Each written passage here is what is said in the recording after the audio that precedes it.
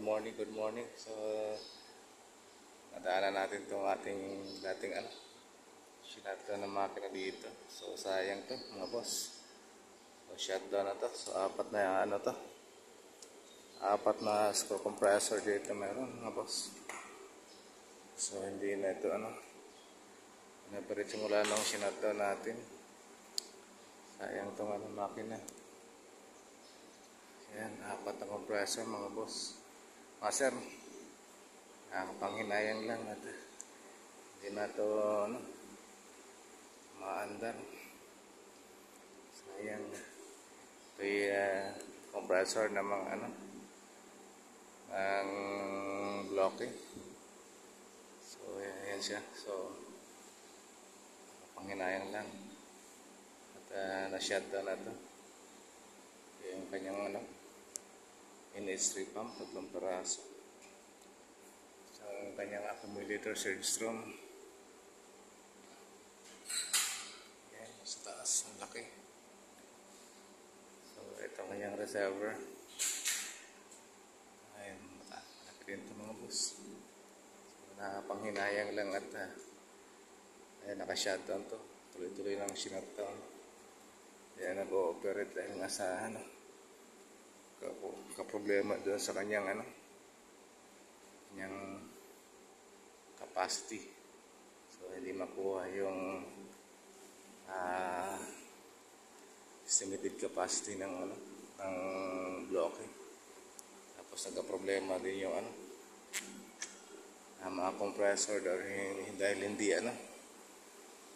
hindi malay ng maayos. So nagkaroon ng mga leak agad yung mechanical seal ng compressor. So sayang to. Hindi na pinalikan ng contractor mga boss. So nakapanghinayang lang yung investment nangyari ng ng aming planta at hindi man lang nakabalik. So malaki po ito. Ito ay 120 tons capacity na bloke. So ngayon nakatingga.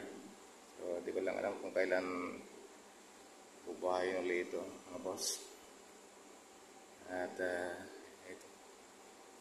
Ginawa na lang hindi na nalilinisan. So, sayang po.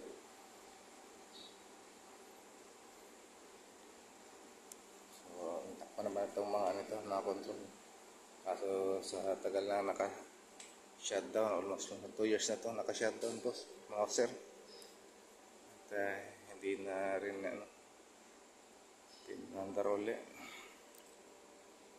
So yan ang problema pag mga ganitong klase ng compressor.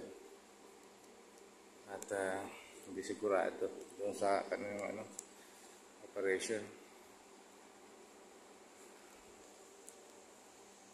Sayang lang, panghinayang lang po.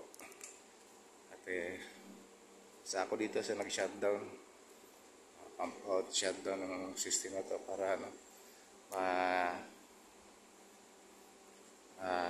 pasok sa reservoir at accumulator yung kanyang ammonia. Pero hindi naman masasay dyan mga boss. At may maiwan pa rin doon sa mga tubo niya sa herringbone, saka dun sa storage, sa mga coil. Wala pa rin talagang sisingaw doon na ammonia sa kanyang linya.